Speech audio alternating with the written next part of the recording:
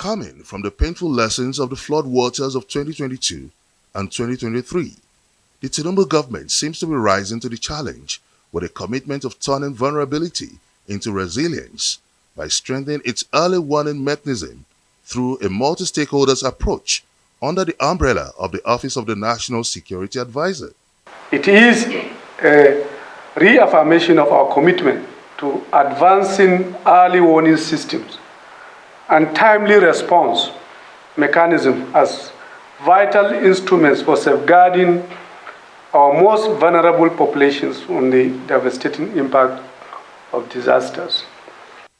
In recent years, with 2.5 million displaced and over 600 lives lost needlessly due to poor disaster management, the Minister of Humanitarian Affairs and Poverty Reduction is seeking the adoption of the Pakistan model of prompt and coordinated response to disasters, which captures an architecture of readiness to risk management.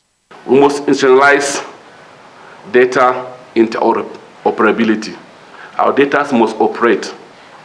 We must set protocols on data operation in the country so that data ecosystems must scale anticipatory protocols and ensure that social register is dynamically maintained and integrated into disaster preparedness and response effort.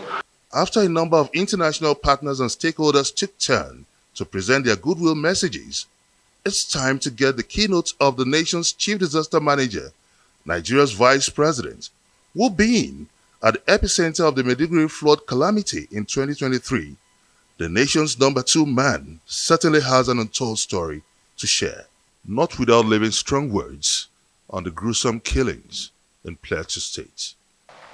Most of us have God on our lips and devil in our hearts. Yes, go it says, let everyone bring the pot of his own door and the whole world will be clean. Be a better Christian. Be a better Muslim. That you will imbibe the teachings of Jesus Christ, the teachings of Prophet Muhammad.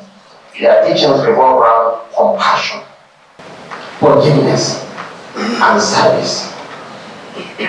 Not about killings, destruction, and burning places of worship and homes.